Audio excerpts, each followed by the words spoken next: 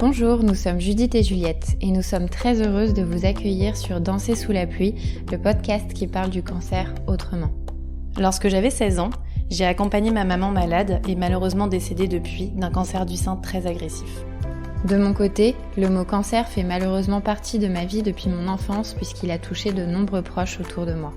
Alors ensemble, en 2015, nous avons créé MEM, la première marque de dermocosmétiques dédiée aux peaux très fragilisées par les traitements anticancéreux. Après plusieurs années à croiser la route de milliers de femmes concernées par la maladie, nous n'avons pas cessé, nous et toute notre équipe, d'être touchés, chamboulés, impressionnés par tous ces combats que vous avez menés et que vous avez souhaité partager avec nous. Ces histoires, même les plus difficiles, les plus inacceptables, nous ont, d'une manière ou d'une autre, toujours donné plus de force et de courage pour continuer à accompagner chaque jour du mieux possible celles et ceux qui se battent contre le cancer. C'est pour qu'un peu de cette force et de ce courage vous parviennent que nous avons décidé de les partager avec vous. Ici, vous entendrez des femmes et des hommes qui vous raconteront sans tabou leur expérience de la maladie. Grâce à eux, vous serez, nous l'espérons, aussi touchés, chamboulés et impressionnés que nous. Bienvenue dans ce podcast où l'on ose, parce qu'il le faut, parler des plus difficiles épreuves de la vie et où l'on apprend à danser sous la pluie. Dans certaines familles, les femmes sont unies entre elles par des liens transgénérationnels inexplicables. Dans celle de Laetitia, frappée par des cancers à répétition depuis des décennies, toutes ont d'abord cru à une forme de malédiction qui s'accrochait à elle de génération en génération. Mais la maman de Laetitia, touchée à son tour à 42 ans par un cancer du sein dans les années 2000, pressentait qu'il existait une explication bien plus terre-à-terre à tous ces drames qui s'enchaînaient. Alors que la science en était à l'époque aux prémices de la génétique en cancérologie, mère et fille ont remué ciel et terre pour se faire tester et confirmer enfin ce dont elles étaient déjà intimement persuadées. Elles étaient bien porteuses du gène BRCA2, une prédisposition héréditaire au cancer du sein. Que faire d'une information aussi capitale qui peut avoir l'effet d'une bombe nucléaire au sein d'une famille ? Et que pouvait faire Laetitia, qui s'apprêtait elle-même à donner la vie pour se protéger encore plus que sa maman qui s'était pourtant rigoureusement soumise à une surveillance de tous les instants ?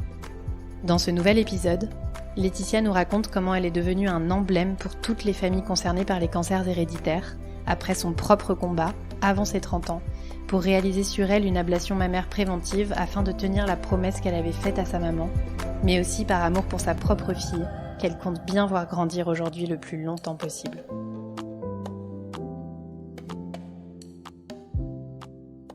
Bonjour Laetitia. Bonjour les filles. On est super contente d'être avec toi aujourd'hui pour que tu nous racontes un petit peu toute ton histoire. Et pour commencer, on va te demander de nous raconter qui tu es et surtout qui tu étais quand tu étais une petite fille et que tout ce sujet du cancer est arrivé très tôt dans ta vie. Exactement, merci de m'accueillir. Je suis ravie d'être avec vous. Donc pour me présenter rapidement, je suis Laetitia, j'ai 39 ans, bientôt 40, c'est le gros cap. C'est l'année de toutes les grandes décisions et probablement celle de la maturité aussi. Je suis maman de 2 boucans. Une grande Lana, fille de 16 ans maintenant, qui démarre la conduite accompagnée. Et la petite dernière, Lova, qui va avoir 2 ans là dans quelques jours. Voilà, c'est ma plus grande et ma plus belle réussite. Je le dis souvent, mais vraiment maman pour moi, c'est la consécration. Donc, je remercie la vie d'avoir eu cette chance d'avoir ces 2 trésors. Je suis donc coach en image, ça c'est mon métier. J'ai fondé l'agence Charisme et j'accompagne les particuliers comme les professionnels à valoriser leur capital image. Donc, ça me prend une belle énergie et c'est un métier qui est magnifique. Ouais. Voilà, de faire du bien et d'accompagner tous ces gens vers cette recherche. Pour moi, c'est vraiment une passion, voilà. Et puis j'ai récemment, oui, ça me semble être hier, mais ça fait quand même déjà 5 ans, j'ai fondé la première association française dédiée aux familles à risque, donc porteuses de prédispositions et d'anomalies génétiques, donc Génétique Cancer, voilà, qui défend donc toutes ces familles qui avaient fort besoin d'avoir cette plateforme pour échanger, communiquer, partager. Ouais. Et c'est très chronophage parce qu'on est du coup 3 membres au bureau et donc on travaille toutes à plein temps. On a notre activité à côté.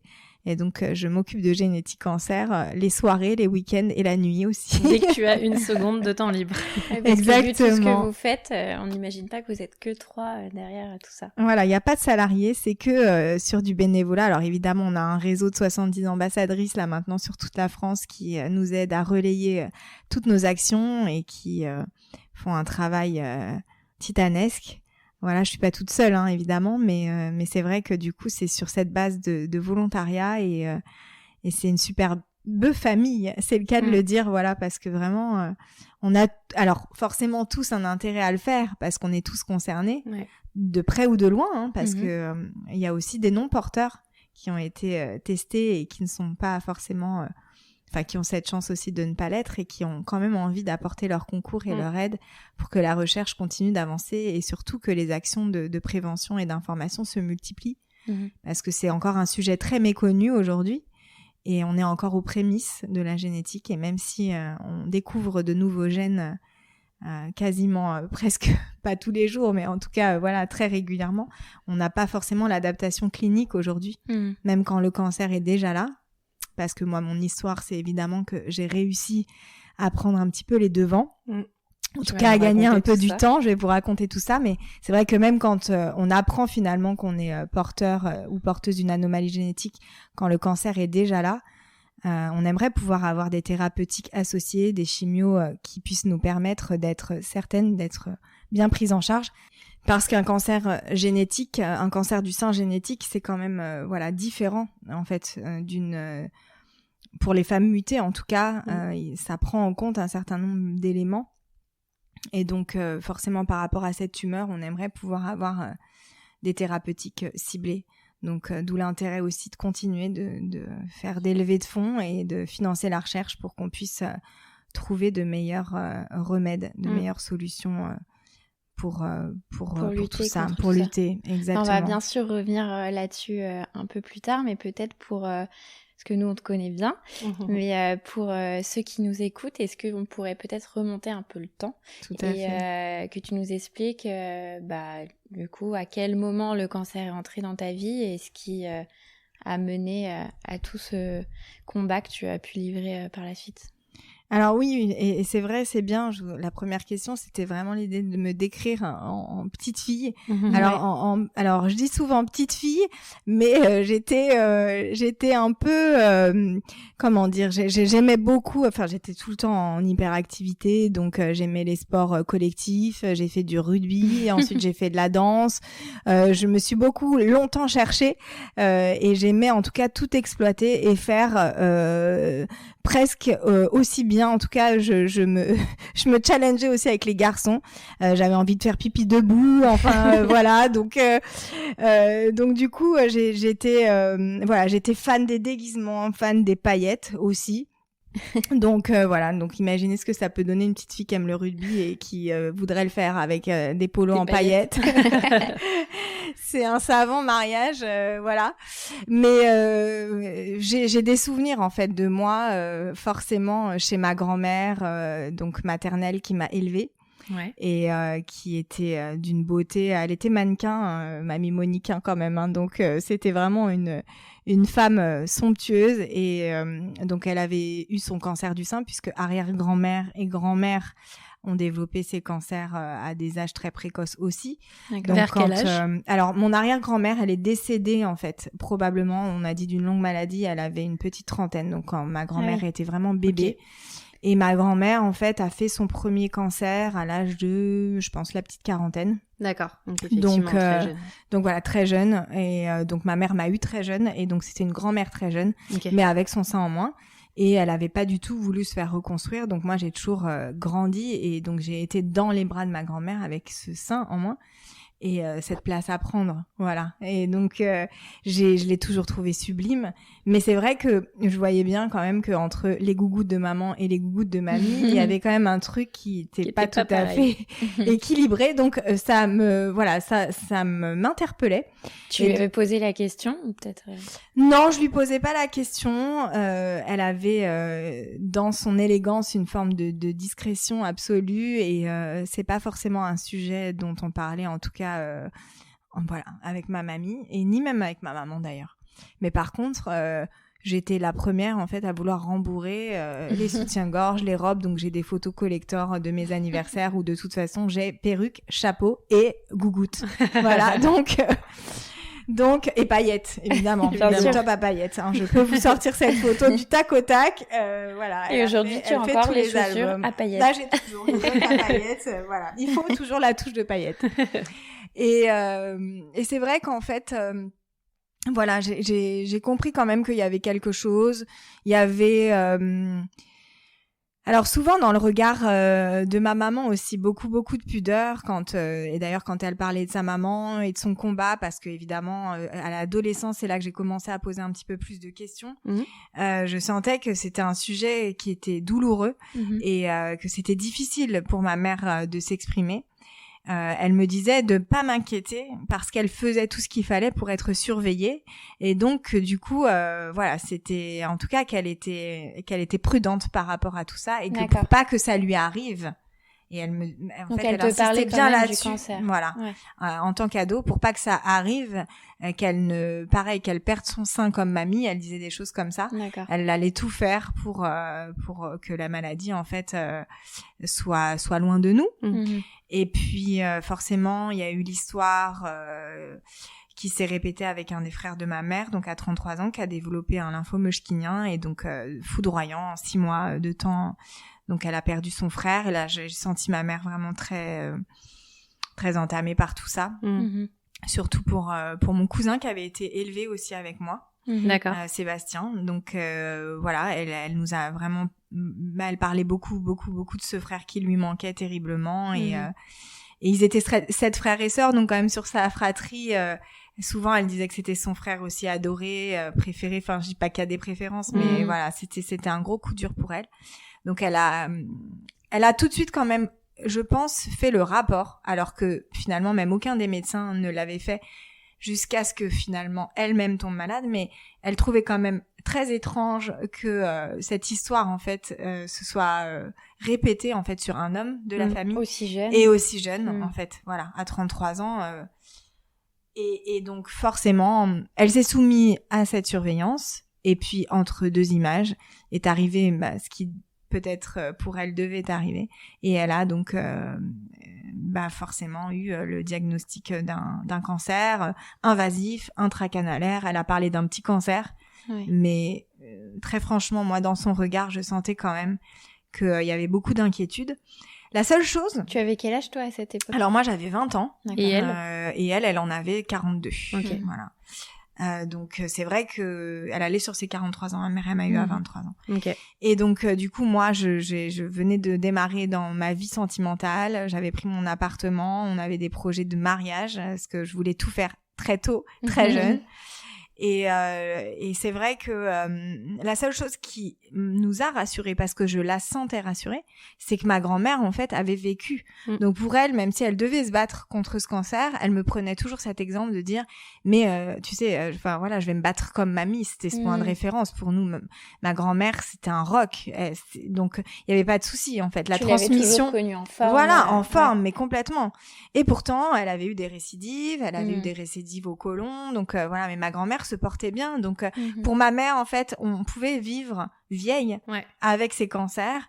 Ça nous prenait de la force, de l'énergie et du temps de vie, mais ça allait le faire. Exactement. Donc elle se voulait très rassurante, mais dès le début, moi, j'ai un peu senti le truc pas terrible, et on s'est très vite rendu compte que au final, c'était pas du tout un petit cancer, que il y avait des métastases, que voilà, la récidive s'est tout de suite enclenchée aussi derrière, que moi je me suis retrouvée dans une torpeur infernale parce que j'étais en train de préparer mon mariage alors que je sentais ma mère vraiment très affaiblie. Enfin voilà, donc on vacillait entre des périodes de répit et des périodes, je dirais, où c'était vraiment très très dur. Et les médecins se voulaient pas alarmants, mais moi à chaque fois que je ressortais, en fait, t'entendais que les mauvaises nouvelles. J'entendais que les mauvaises nouvelles, et en même temps, à chaque fois, on redoublait de moments incroyables. Et ça aussi, j'y tiens beaucoup.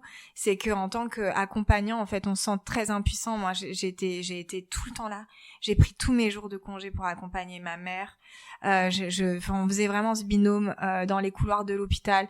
J'étais tout le temps avec elle en chimio, je ne l'ai jamais laissée seule, et c'est vrai que on a passé des moments mais incroyables. Pour rien au monde, en fait, je regrette d'avoir aussi donné de mon temps, en fait, en tant qu'enfant, parce que voilà, des fois on n'a pas envie d'être dans les hôpitaux, et évidemment je peux comprendre que ce soit très difficile et très douloureux, mais on a vraiment construit quelque chose encore de plus fort à ce moment-là, et on s'est aimé encore plus, en fait. Voilà, ça a été très très fort de sens, tout ça, et je pense que ça m'a aussi donné, en fait, ce dont j'avais besoin. C'est-à-dire que je me sentais déjà très concernée.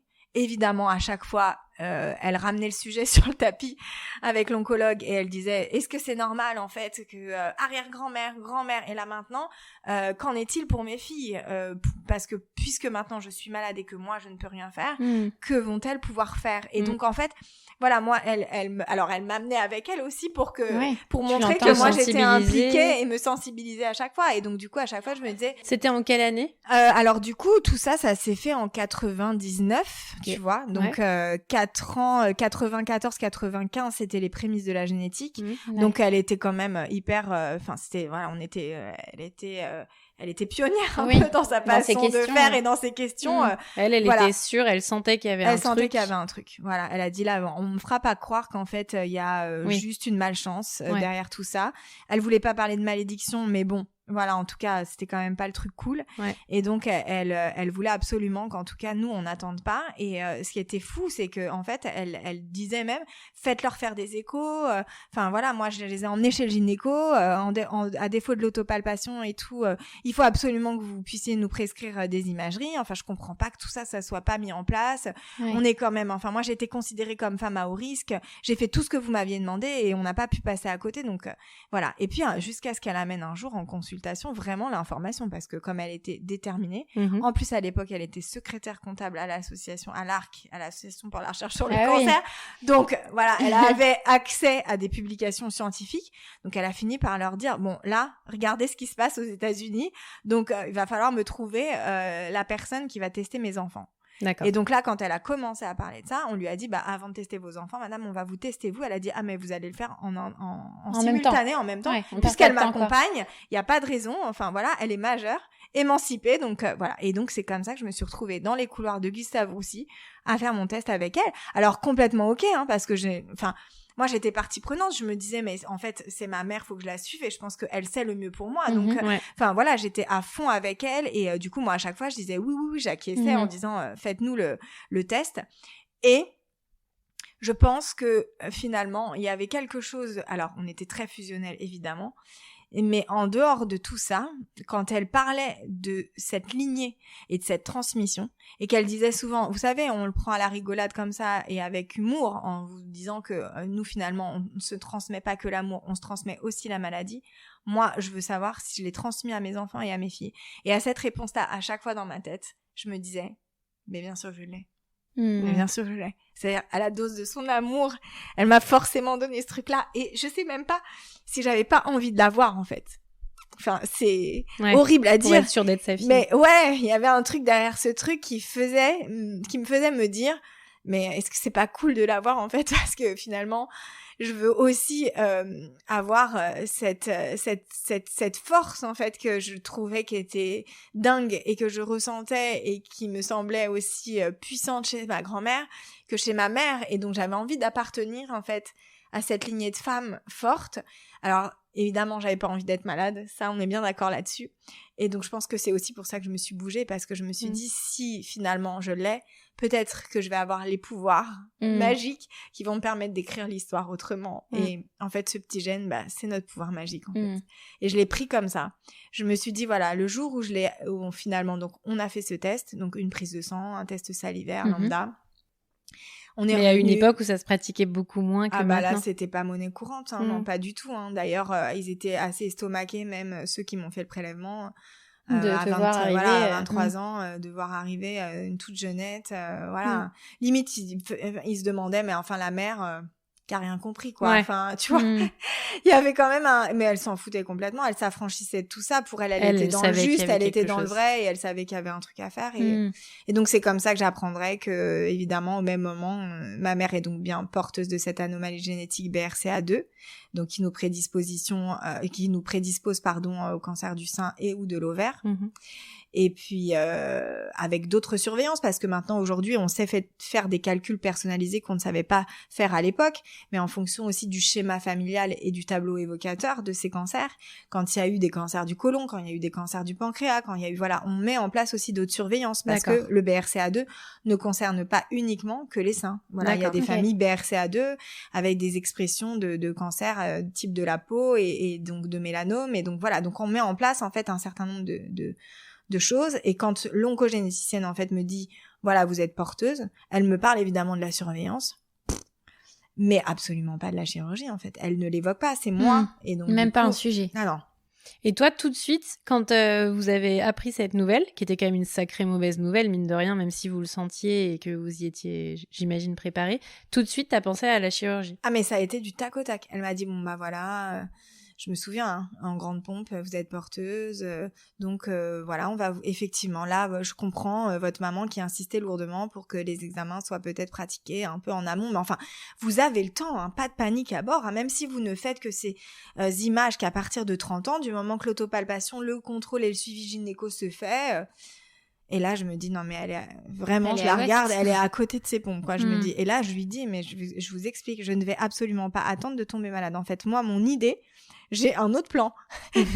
Et ça va être très simple, c'est que vous allez me recommander, en fait, un chirurgien, à Gustave Roussy, parce que de toute façon, c'est le centre européen de référence, donc vous allez bien me trouver quelqu'un qui va accepter de m'opérer, en fait, avant même que la maladie n'arrive, quoi. Et donc, ma mère avait évidemment entendu parler de cette chirurgie préventive. Et donc, j'insiste lourdement. Et donc, là, elle me regardait estomaquée. Bon, vous en aviez quand même déjà entendu parler, vous aviez un peu regardé. Toujours à la base. Donc, à l'époque, c'était Internet et donc les publications. Et ma mère m'avait dit, si tu l'as, de toute façon, tu lui demandes tout de suite en consultation, en fait, que... Voilà. Et donc, c'est ce que j'ai fait. En fait, vous avez eu la chance d'être super bien informée à ce moment-là du fait que c'était possible. Sinon, tu l'aurais pas... sinon, j'aurais pas enclenché. Ouais. Et donc, encore une fois, je le dis, c'est ma mère qui, du coup, était derrière et qui... quelque part se faisait un peu mon mentor pour mettre les sujets en fait sur le grill. Donc voilà, donc du coup j'arrive à obtenir un rendez-vous avec une femme au départ, ça le fait pas du tout. Je comprends que pour elle, alors oui, elle me dit qu'elle peut le faire concrètement, qu'il y a pas de problème, que c'est quand même rarissime, mais que si effectivement je suis prête à le faire, elle le fera. Et en fait, je sens pas du tout la légitimité de ce geste. En tout cas, je sens que elle apporte pas forcément de crédit à mon histoire. Alors je lui demande si je peux rencontrer d'autres femmes. Elle botte en touche.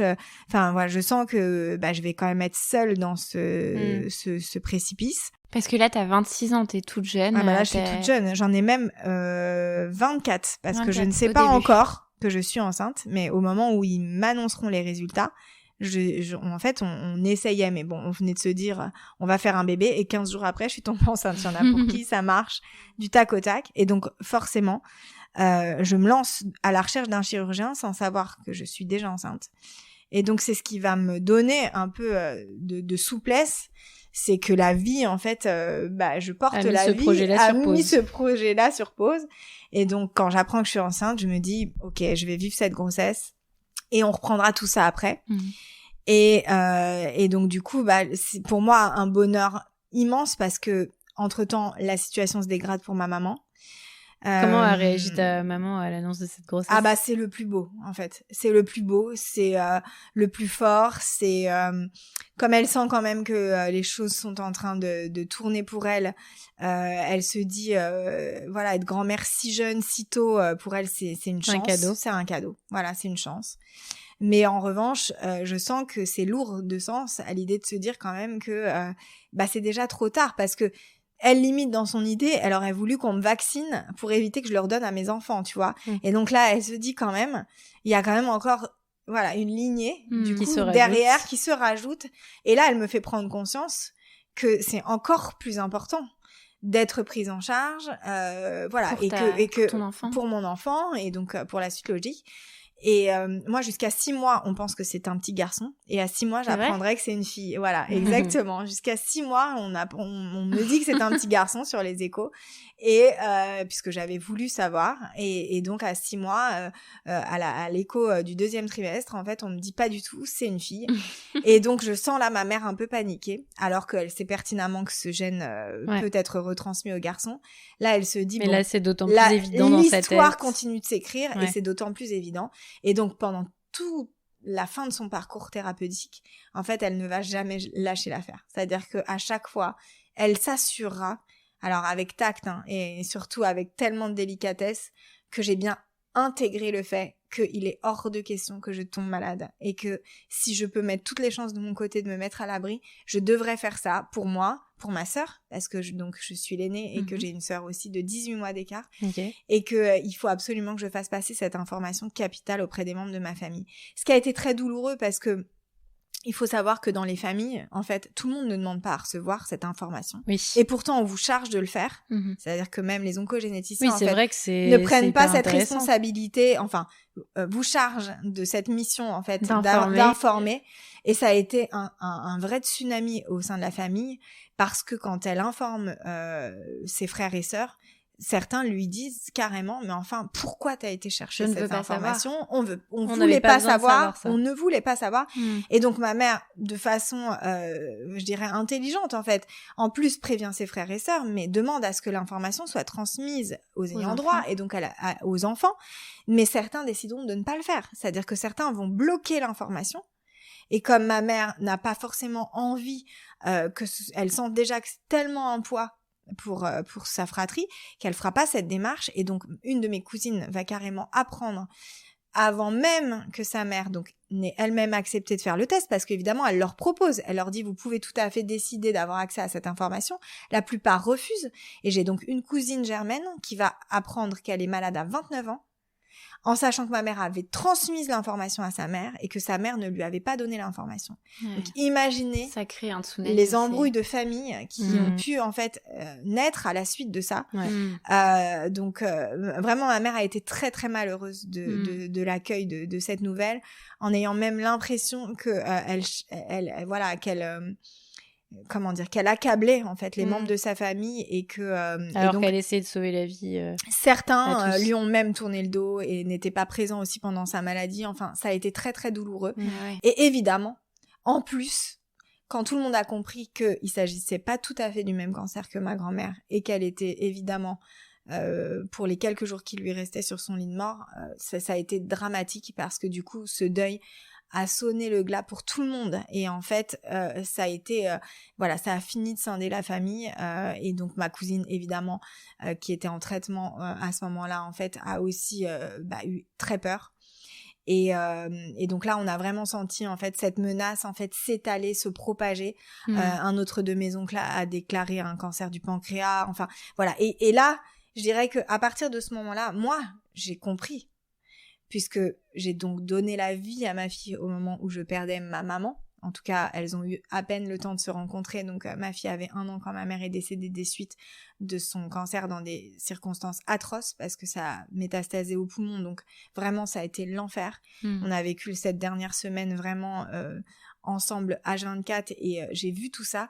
Et c'est vrai que, du coup, c'est vraiment la promesse d'un engagement total dans cette cause que je lui ai faite, en disant voilà, ton décès ne sera pas vain, et je vais avancer Et je lui ai fait cette promesse en fait en hommage à son combat de m'atteler en fait à trouver une solution déjà moi pour me sortir Te sauver toi. Voilà, me sauver moi. Et puis ensuite sauver aussi nos proches et les membres de notre famille, parce que voilà, ma mère les aimait très fort et elle avait aussi compris en fait ce qui était en train de se passer et elle voulait pas qu'il y ait d'autres morts. Donc voilà, c'était important parce qu'il y a vraiment des tragédies familiales autour de ça quand l'histoire se répète. Et on ne veut pas, on veut protéger en fait ses neveux et nièces, on veut protéger ses frères et sœurs, voilà, c'est hyper important de comprendre. Et donc il y avait pas de cellule de crise, nous on a compris à ce moment-là aussi, et moi j'ai compris que l'information était très douloureuse de faire passer en fait ce type de données en fait, parce que c'est des données scientifiques presque. Mais en fait tu leur donnes une information plus que capitale sur médicale. Et en fait on touche aussi finalement à leur vie et ça peut être très flippant et très angoissant et très anxiogène. Et tout le monde n'a pas la même façon d'appréhender le sujet.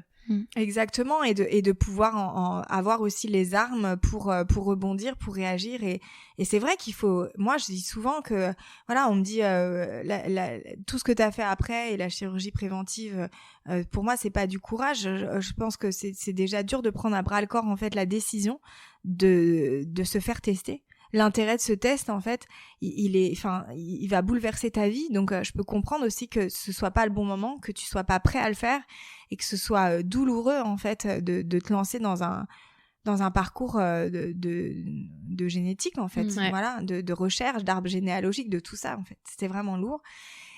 Ma cousine a été très mal après. Elle est décédée aussi de son cancer, donc avant l'âge de 40 ans. Et on a énormément échangé toutes les deux parce que c'est vrai que du fait de l'avoir elle malade à 29 ans, plus d'avoir perdu ma mère si tôt, moi j'ai plus perdu une seconde. C'est-à-dire que dans les yeux de ma fille, tous les jours, elle pouvait pas parler et je la voyais me dire en fait, mais quand est-ce que tu vas prendre cette décision quoi. Et donc ça a été très vite parce que du coup à 26 ans, j'ai donc ta petite Lana avait 2 ans. Ma petite Lana avait à peine 2 ans. Je continuais de la porter à bras, mais bon, j'avais quand même récupéré un peu d'autonomie parce qu'elle marchait. J'ai donc décidé d'écrire mon histoire ailleurs. Et donc voilà, j'ai quitté Gustave Roussy pour aller à Curie. Alors pas que j'étais mal suivie, mais pour écrire aussi autre chose autrement. Et donc c'est là que j'ai rencontré mon docteur Sauveur, qui a tout de suite capté, voilà, qui a compris en fait le degré de traumatisme en fait dans lequel je me trouvais, à être complètement paralysée, à plus pouvoir me projeter et à quelque part pas vouloir attendre que la maladie en fait vienne me cueillir.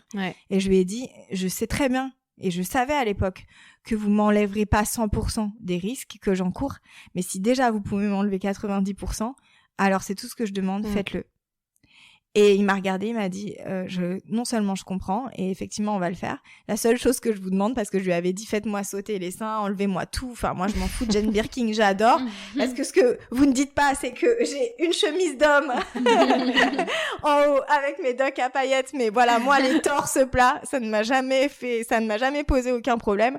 Ma sœur avait très peu de poitrine, moi j'en avais beaucoup, mais voilà, j'ai toujours trouvé qu'une femme ça pouvait être très féminin même sans sein. Donc très clairement ça ne me posait aucun souci, et pourtant j'avais un gros bonnet, un gros bonnet c'est presque D. Et là il m'a regardé, il m'a dit non, alors par contre je vous explique, la seule condition sine qua non pour moi c'est quand même que voilà, vous puissiez entendre cette préconisation, parce que vous êtes quand même en couple aujourd'hui, et c'est vrai qu'à l'époque forcément ma décision m'appartenait, mais dans le couple je pouvais comprendre aussi que ce soit un choix qui soit difficile pour lui à intégrer, et comme il était à l'époque avec moi en consultation, donc on a aussi pris son avis et on a décidé d'un commun accord de faire cette reconstruction en cours d'intervention. Je dis bien de l'illusion d'instinct. D'accord, parce que qu'on soit bien clair sur ce sujet-là, qui n'est même pas un sujet, ce n'est pas une augmentation mammaire. On enlève intégralement la glande et donc on vient décoller le muscle pectoral pour venir creuser une loge dans lequel on met une prothèse qui donne en fait vraiment ce bombé pour qu'on ne reste pas en fait sans rien. Et voilà, moi j'étais décidée. Une fois que j'ai eu la date, je me suis préparée comme une marathonienne. Il y a eu combien de temps à peu près justement entre ce moment où ce docteur sauveur t'a dit moi je vais te sauver la vie? Et il y a eu 6 mois parce que il m'a donné une date et il m'a dit ce qui serait quand même vraiment très bien, c'est que vous soyez vu par le staff quand même de Curie, que vous puissiez avoir cet accompagnement et cette préparation psychologique. Moi, j'étais OK Génial. pour tout, hein, même s'il me prenait un peu pour une illuminée.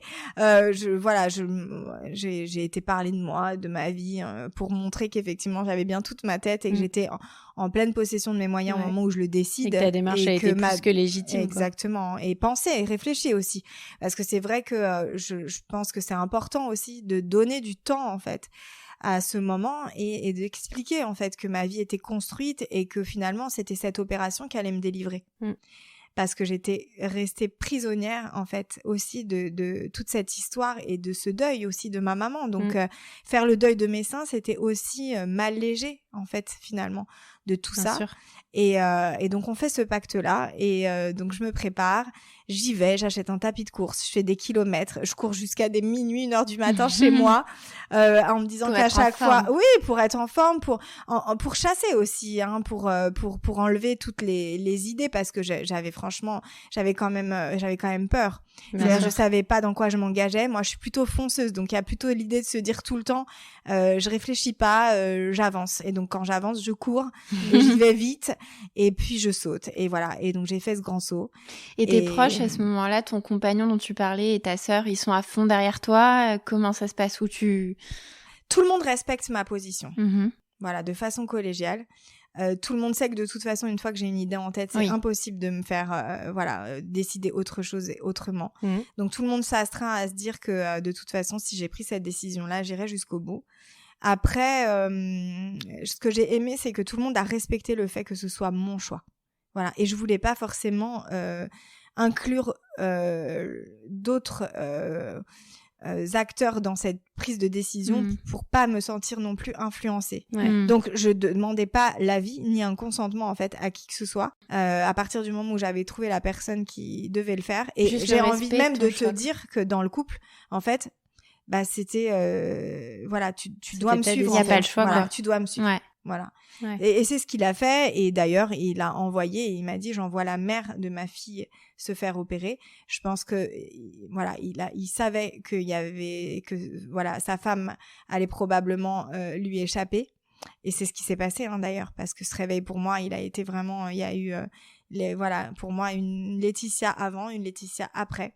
Et d'un point de vue de femme, en fait, et non pas de maman, en fait, tout a changé à partir du moment où ce réveil s'est fait et où j'ai compris ma douleur. Ouais, parce que du coup, raconte-nous un peu dans les détails, justement, enfin dans les détails. Ce réveil, concrètement, dans quel état on est après une telle opération? On a peine à respirer en fait, hein. Je crois que même la première bouffée en fait elle est douloureuse parce que de toute façon ça touche vraiment intérieurement dans les chairs. C'est une opération qui est quand même assez lourde. Voilà, le geste fait qu'on fait un mouvement qui est contre nature. On décolle un muscle qui normalement est plaqué, donc voilà, c'est lourd. On met quelque chose en dessous, on touche aux chairs. Voilà, moi j'étais pleine d'échymoses, des hématomes de partout. Enfin, c'est un champ de mine. Voilà, qui est comparatif à ça. Donc les bombes, ok, on les a faites sauter et on les a dégoupillées, mais voilà, il y a quand même un truc, Et au départ, vraiment, moi, je me suis vraiment emmurée. J'ai eu énormément de mal à en parler. Le sentiment d'être incomprise. Les gens, en fait, voient pas. Parce qu'en plus tu déballes pas ton torse à tout bout de champ et j'avais pas envie de le faire et aujourd'hui je trouve que voilà, il y a aussi des choses qui ont changé par rapport à ça et c'est bien parce qu'il y a des femmes qui acceptent de montrer ce qui se passe à ce moment-là, mais moi j'en étais incapable. Quand je vois aujourd'hui ce qui se passe sur les réseaux sociaux, ça n'a rien à voir. J'étais pas capable de montrer je veux dire, moi ces drains, tout ça, c'était l'horreur pour moi, quoi. C'était vraiment voilà, j'étais dans un cauchemar et malgré ce choix que j'assumais parce que mon ciel était enfin bleu, en revanche, j'ouvrais la fenêtre de Curie et je voyais plus aucun nuage à l'horizon. Bah, quand je baissais les yeux et que je me regardais, j'avais envie de vomir, quoi. J'avais envie d'hurler et je trouvais pas juste le fait d'avoir eu à faire ce sacrifice pour vivre. Et là, il y a un autre combat qui s'est mis en place, quoi. C'est clairement récupérer ma joie de vivre, ma féminité, ma légèreté. Il fallait que ce soit une valeur ajoutée, qu'on ne m'ait rien enlevé. Qu'au contraire, je gagne en vie, mais que je me sente aussi bien. Et donc, je voulais pas me sentir complexée, diminuée. Ouais. Tu t'es dit ça dès les premiers jours. Ouais, dès les premiers jours. Et au départ, c'est très dur, quoi. Tu fuis les miroirs, t'avais tu beau fuis les l'avoir cabines. voulu et demandé, contrairement à certains. Atroce. Ça n'a pas empêché ce dégoût et ce rejet de moi, en fait. Ouais. Et donc, du coup, il y a eu un gros bug. Voilà. Donc, la séparation inévitable, parce qu'après avoir perdu ma mère, mes seins, voilà, c'était impossible. Fallait que je me recentre sur moi. Et c'est d'ailleurs comme ça que j'ai décidé de me lancer dans ce projet de formation de conseil en images. Je me suis dit, c'est génial ça, si j'arrive à trouver des vêtements qui floutent, qui me permettent d'attirer l'attention ailleurs, d'être féminine autrement, de réapprendre, de me réapprivoiser, tout ça. Ah, c'est à ce moment-là. C'est à ce moment-là que j'ai fait cette formation et que j'ai décidé en fait de me mettre à fond en me disant tu seras ton premier cobaye. Ouais. Et donc j'ai négocié en fait. Et t'auras plus que personne la finesse de comprendre ce que exactement. peut vouloir dire un complexe pour quelqu'un. Tout à fait, une fracture à un moment donné de ta vie où tu te dis que voilà, tu vas devoir renaître et exister autrement. Et donc je me suis lancée à fond là-dedans et j'ai concentré toute mon attention et tout mon temps à ce projet.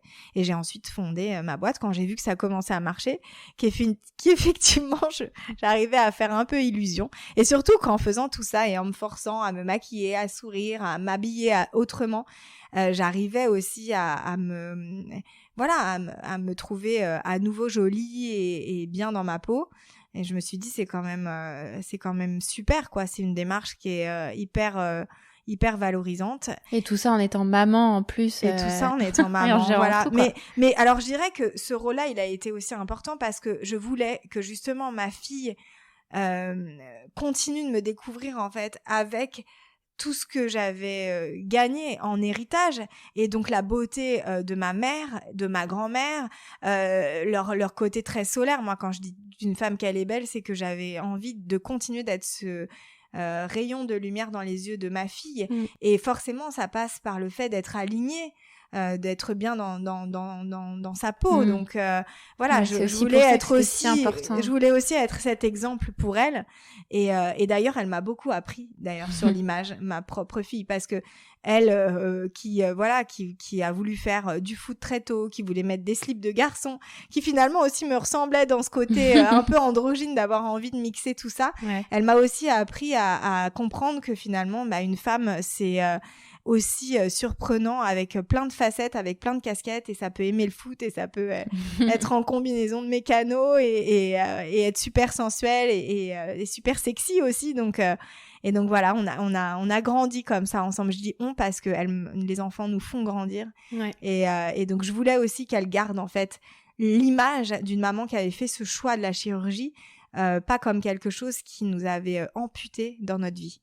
Voilà, et qu'elle puisse se dire ce sera aussi peut-être une solution, parce que forcément quand je la regarde, je sais que j'ai aussi une malchance sur 2 de lui avoir retransmis ce mauvais gène, et je voulais absolument qu'elle se dise que c'est pas une fin en soi, on va trouver des solutions, et si tant est qu'un jour elle fasse cette démarche et qu'elle soit peut-être aussi porteuse, alors qu'elle trouve une issue dans cette chirurgie et qu'on le vive pas comme quelque chose de douloureux.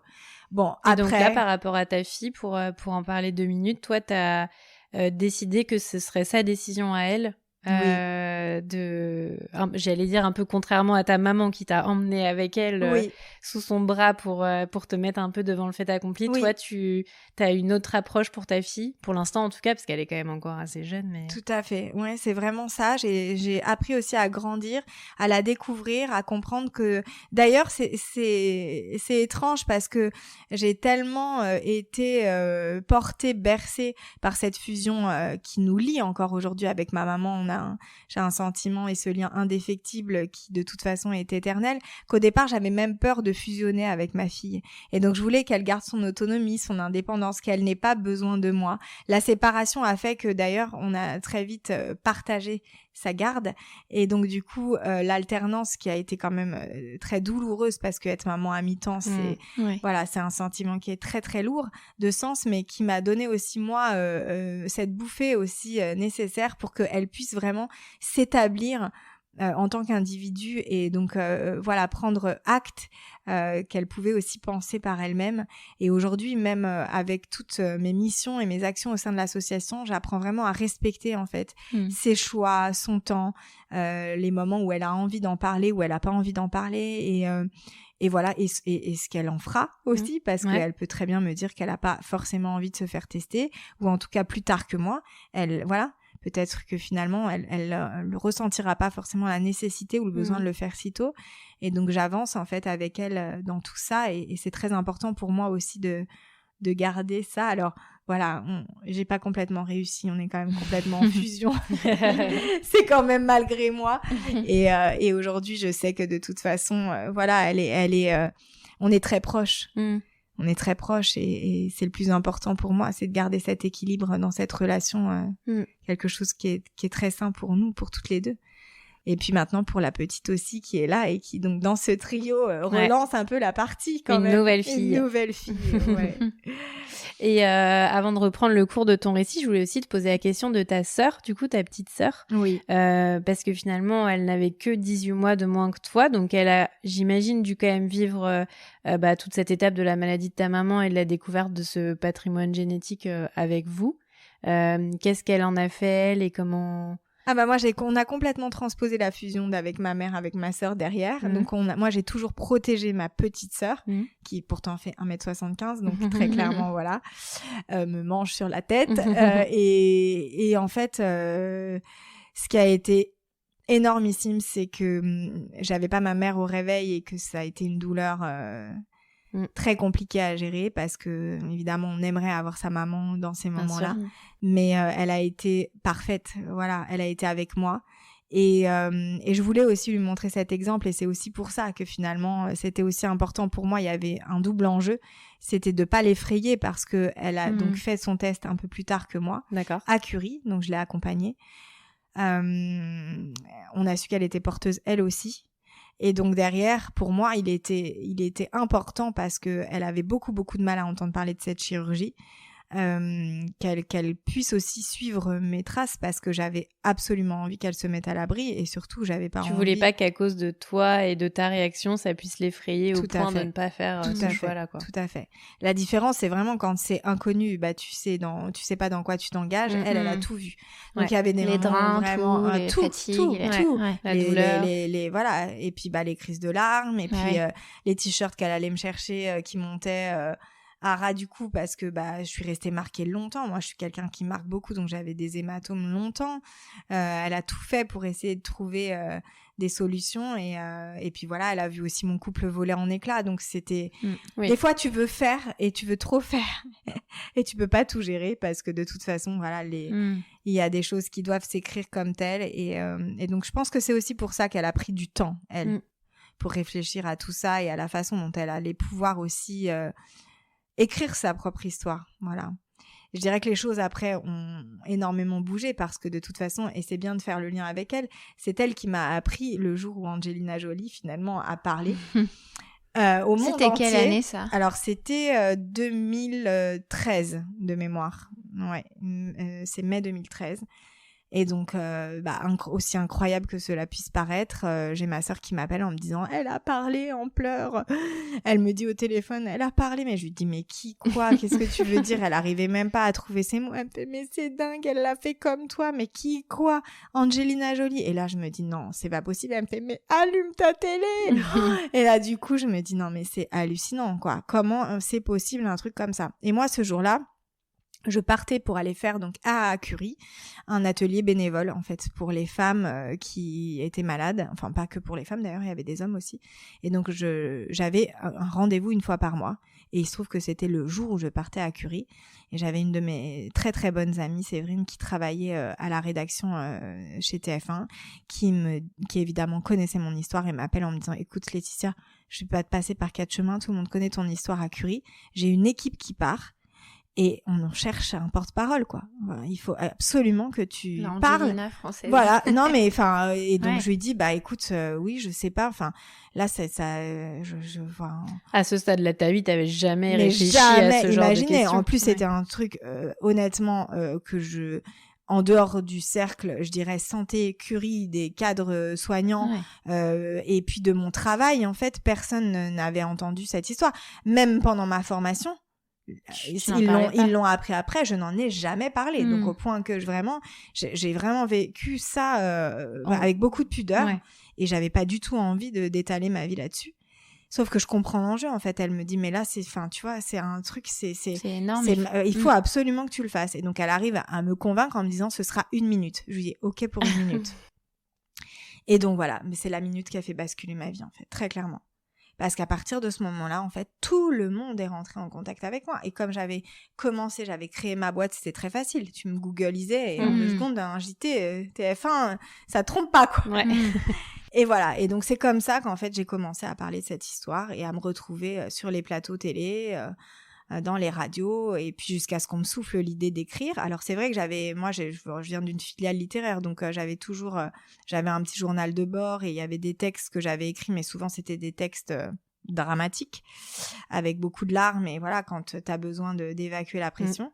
Et là on me dit non, on me propose en fait une coécriture pour narrer en fait cette histoire, parce qu'à chaque fois 5 minutes c'était beaucoup trop court pour raconter tout ce qui s'était passé. Sûr. Et donc, à partir de ce moment-là, j'ai su que l'histoire presque ne m'appartenait plus. C'est devenu plus grand, quoi. C'est devenu plus grand, et puis surtout, en fait, tu comprends que tu vas mettre tout ce que t'as, en fait, dans ta chair, au plus profond de toi-même, ton histoire familiale, tout ça, au devant, d'une exposition et de quelque chose qui te dépasse toi-même.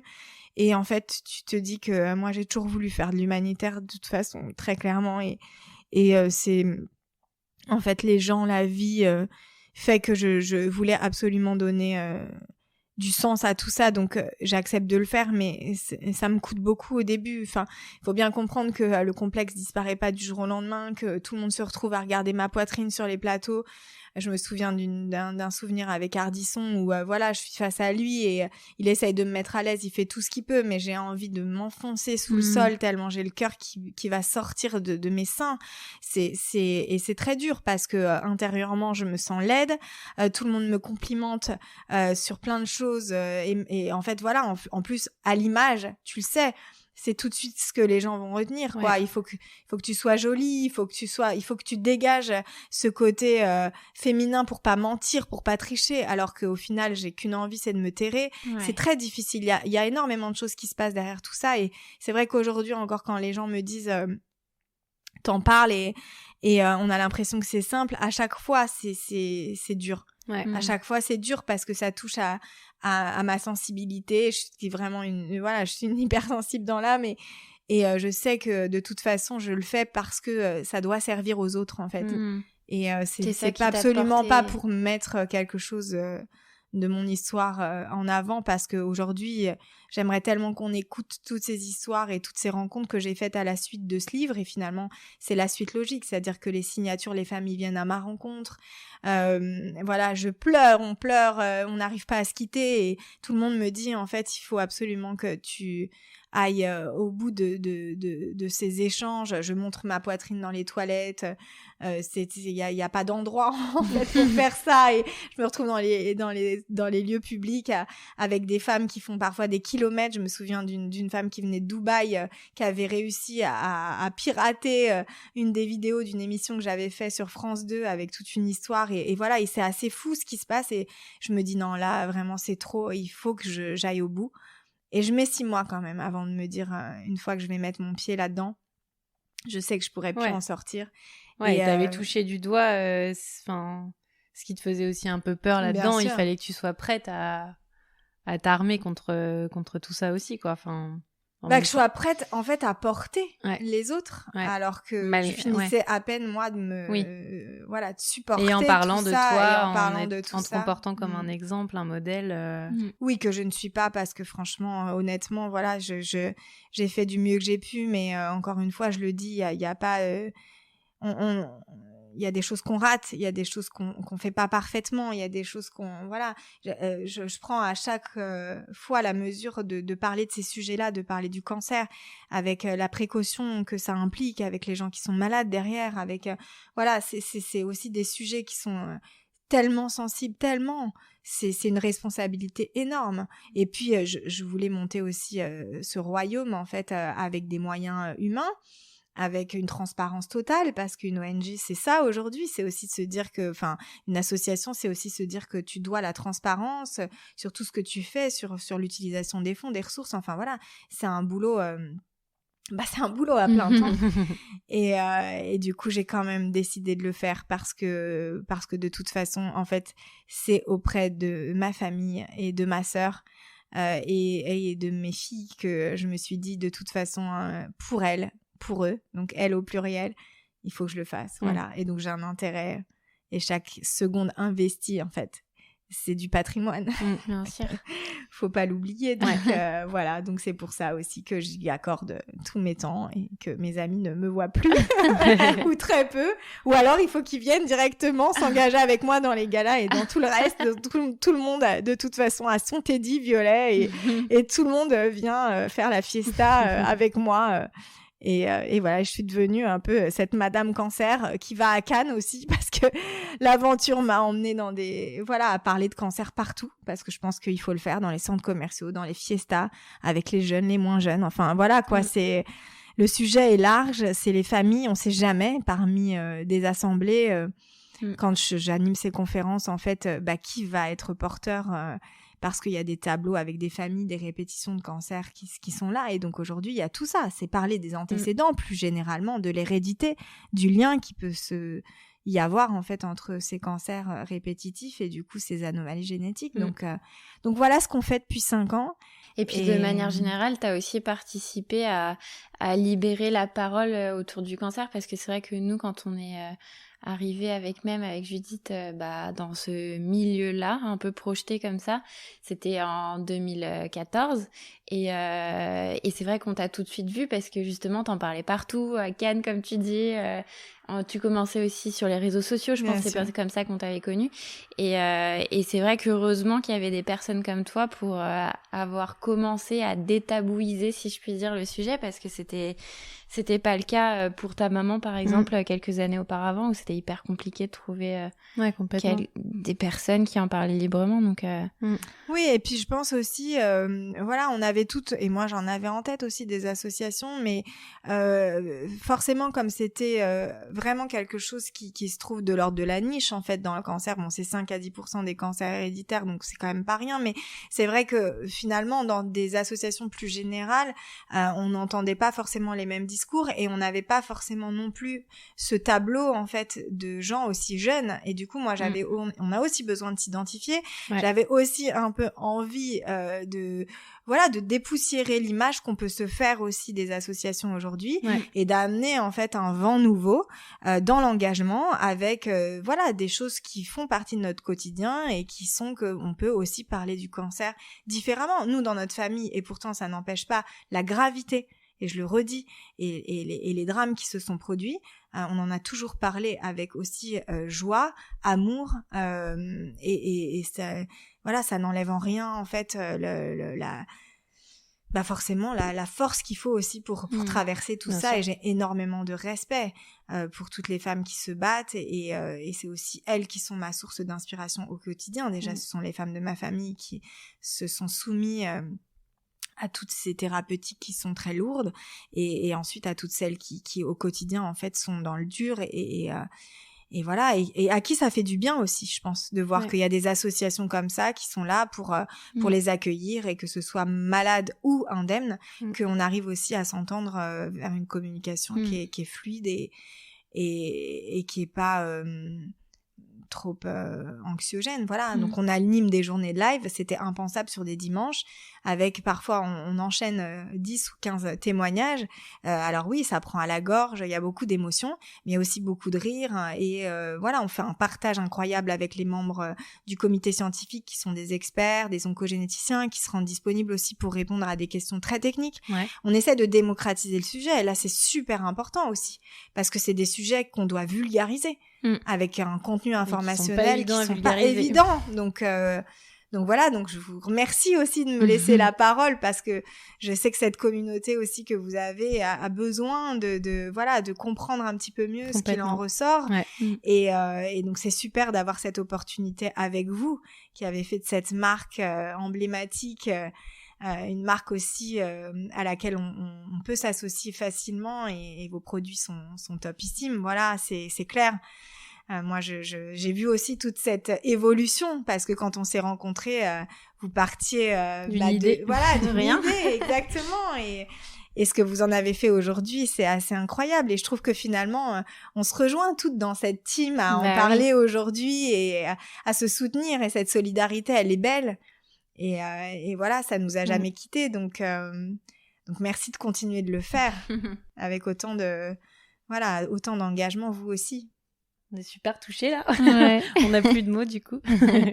Mais merci à toi de parler de ce sujet-là.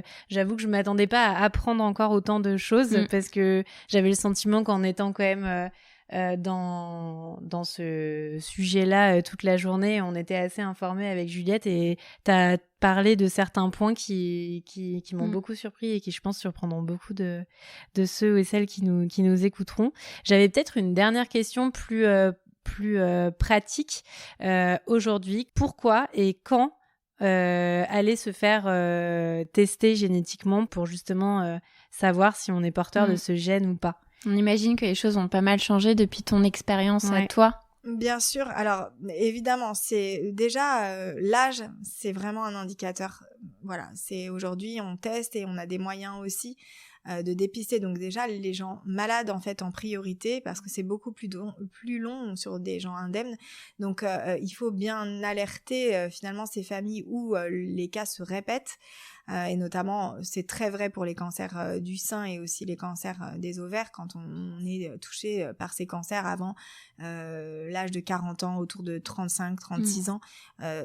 Maintenant, quasiment, on propose systématiquement un test génétique que l'on peut aussi réaliser carrément sur la tumeur. Enfin, j'ai appris ça récemment. D'accord. Donc voilà, donc après, si on a des doutes, effectivement, ne pas hésiter à s'adresser là où les personnes sont suivies auprès des oncologues. Parce que c'est pareil, ils ont un certain nombre d'informations par rapport à tout ça et ils peuvent faire suivre l'information forcément aux apparentés et aux gens qui souhaiteraient effectivement bénéficier de ces tests avant et donc pouvoir ensuite choisir aussi d'être opéré préventivement. Donc pour les BRCA comme pour les PALB2, on prévoit donc ces chirurgies dites de réduction de risque, que ce soit pour les seins et ou les ovaires. Donc moi plus récemment j'ai aussi fait le choix de me faire enlever donc les ovaires, donc ce qui m'a exposé aujourd'hui, ce qui m'expose aujourd'hui à une ménopause très précoce puisqu'il y a une frustration hormonale et donc l'idée c'est d'essayer en fait de pas paniquer parce que l'idée c'est pas forcément de mettre une angoisse sur la population générale, c'est vraiment de se dire qu'au bout de 2 à 3 cas en fait dans une même branche familiale d'un cancer qui s'est répété et par exemple encore c'est une fois valable sur les cancers du sein notamment avec cet indicateur d'âge précoce, donc on peut commencer à réfléchir effectivement à un tableau familiale et donc du coup poser les questions à l'oncologue ou à un conseiller en génétique. Il y a des centres de référence, des centres de lutte contre le cancer un peu partout avec des consultations, il y a une liste. Alors à l'heure actuelle notre site est en refonte totale mais évidemment vous pouvez trouver toutes ces informations là sur le site génétiquecancer.org. Il y a même un test très rapide anonyme qui permet aussi de savoir si on est recommandé ou non à une consultation oncogénétique. Donc voilà, il y a toutes ces choses là que l'on met en place et puis surtout si on a le moindre doute, pas hésiter avec les supports puisqu'on a construit des brochures, des leaflets, des petits flyers avec l'intérêt du test, l'annonce aux proches aussi, mais aussi, tout le contenu sur ces différents procédés de chirurgie comment est-ce qu'on appréhende tout ça, pas hésiter à venir nous poser des questions, consulter ces documents qui sont aussi téléchargeables en PDF et qui permettent aussi déjà d'avoir une base sur laquelle on peut aussi se questionner et commencer à questionner en fait les membres de sa famille. Je pense qu'il faut faire tomber les tabous et pas hésiter à poser des questions en fait à son papa, à sa maman, aux gens desquels on est proche, si c'est la grand-maman, si c'est la tante, l'oncle, parce que finalement on pose pas de questions sur la santé et en fait à partir de ces informations là qui sont capitales, on a déjà je dirais la base pour pouvoir commencer à réfléchir à tout ça de façon construite et à être orienté. Et donc évidemment tous les membres de l'association se trouvent à votre disposition pour répondre à tout ça et vous aider aussi à le faire quand peut-être il y a des barrières ou des choses qui sont plus difficiles et que les sentiments rentrent en ligne de compte et que parfois ça peut être plus compliqué. Ouais, ton histoire nous montre bien. Il y a vraiment ces guides et du coup c'était vraiment ça l'objectif et je suis très fière de ce travail qu'on continue de faire avancer et on a encore plein de projets pour l'avenir et c'est ça l'espoir pour les générations futures.